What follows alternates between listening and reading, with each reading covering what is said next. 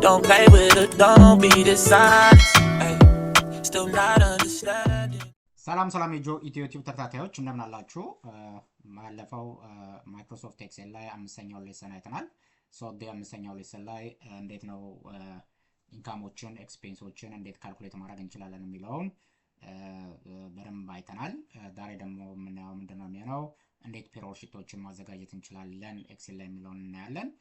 ስለዚህ ወደዛ ከመሄዳችን በፊት ይሄን ቻናል ሰብስክራይብ ያላደረጋችሁ ሰዎች ካላችሁ ሰብስክራይብ አድርጉልኝ እና ሀሳባችሁን የምትሰጡትን ሀሳብ የምትጠይቋቸው ጥያቄዎችም ካሉ ኮሜንት ላይ አስቀምጡልኝ።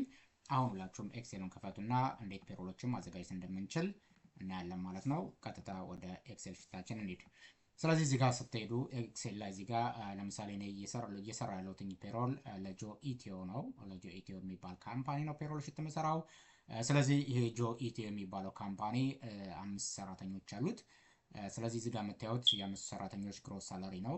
ከ550 ብር እስከ 15000 ብር ደሞዝተኛ የሆኑ ሰራተኞች አሉት ማለት ነው። ስለዚህ እነኚህ ሰራተኞች እንዴት ነው የእነኚህ ሰራተኞች ታክስ እንዴት ካልኩሌት ማድረግ እንችላለን የሚለው ነገር አሳያችኋለሁ። ስለዚህ ታክስን ካልኩሌት የምታደርጉት በምንድን ነው? በመንግስት ኢንካም ታክስ ፖሊሲ መሰረት ነው። ስለዚህ ለምሳሌ ይሄ የመንግስት ኢንካም ታክስ ፖሊሲ ነው ብላችሁ አስቡት።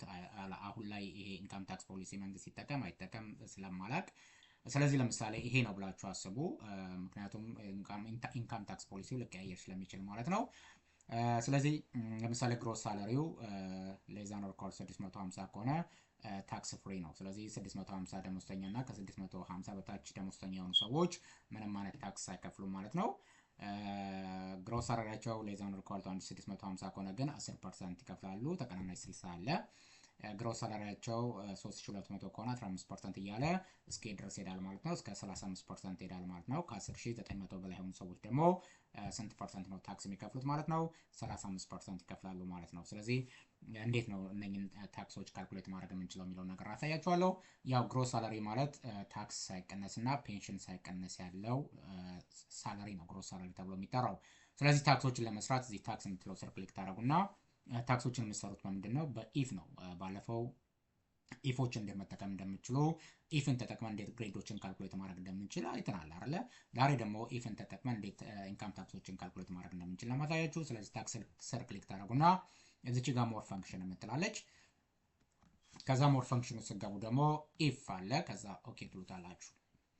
አሁን እዚህ ላይ ነው የምትሰሩት። ሎጂካል ቴስት ላይ መጨረስ ትችላላችሁ። ካልሆነ ደግሞ ሎጂካል ቴስት ትሩ ኢፍ ፎርስ የሚለው ላይ መስራት ትችላላችሁ። እኔ ግን እዚህ ሎጂካል ቴስት የምትለው ላይ ጨርሼ ያሳያችኋለሁ። ስለዚህ እዚህ ጋር ነው የኢንካም ታክስ ፖሊሲያችን ያለው። ይሄ ነው ፎርሙላችን፣ ይሄ ነው። ስለዚህ ምንድነው የሚለው ፎርሙላችን? ግሮስ ሳላሪ ሌዛን ኦር ኢኳል 650 ነው አይደለ?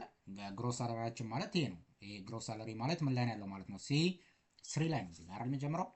ስለዚህ C3 ሌዛን ኦር ኢኳል ቱ 650 ከሆነ ምንድነው ማለት ነው? ዜሮ ነው፣ ታክስ ፍሪ ነው። ከዛ ሁለተኛው ላይ ለመስራት ደግሞ የሁለተኛውን ለመስራት ኮማ ታረጉና ኢፍ ብራኬት ከፍታችሁ C3 ግሮስ ሳላሪው ሌዛን ኦር ኢኳል ቱ ስንት ይሆናል? 1650 ኮማ ምንድነው ነው C3 ታይምስ ስንት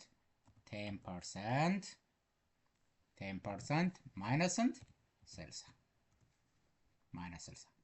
ኮማ ኢፍ ብራኬት C3 ሌዛን ኦር ኢኳል ቱ 3200 ኮማ C3 ታይምስ ስንት 15% ማይነስ ስንት 142.5 ሁለተኛውን ጨረስን። ሶስተኛውን ጨረስን። ኮማ C3 ኢፍ ብራኬት C3 ሌዛን ኦር ኢኳል ቱ ስንት 5250 ኮማ C3 ታይምስ ስንት 20% ማይነስ ስንት ማይነስ 302.5 ኮማ ኢፍ bracket C3 if bracket C3 less than or equal to 7800 comma C3 times